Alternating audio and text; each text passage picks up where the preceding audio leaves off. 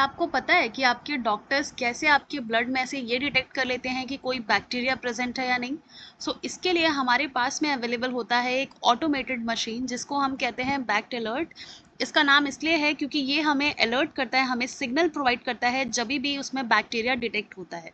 होता ये है उसमें कि उसमें एक होता है बॉटल जिसमें होता है न्यूट्रिएंट एंड साथ ही साथ वो जो बॉटल होता है उसमें सेंसर्स लगे होते हैं जिसकी वजह से क्या होता है, बैक्टीरिया ग्रो करेगा, न्यूट्रिएंट कंज्यूम करेगा एंड जो कलर सेंसर है उसकी वजह से कलर चेंज होगा और वो जो मशीन है वो उस कलर चेंज को डिटेक्ट करेगा एंड जैसे ही बैक्टीरिया CO2 का प्रोडक्शन करेगा, जब भी डिवाइड होगा bacteria it will produce CO2।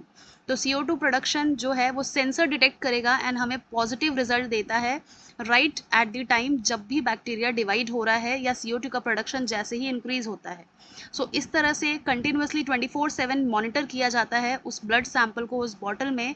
तो जैसे ही जब भी हमारा सैंपल पॉजिटिव होता है तो वो हमें सिग्नल दे देता है। तो यानी आप ये कह सकते हैं कि increased carbon dioxide it means bacterial growth हुआ है और पॉजिटिव ब्लड कल्चर्स है। उसके बाद में सबसे फर्स्ट यही होता है, फर्स्ट स्टेप होता है लेबोरेटरीज में एंड उसके बाद से फर्दर कल्चर करके कंफर्म किया जाता है और भी बायोकेमिकल टेस्ट लगाए जाते हैं।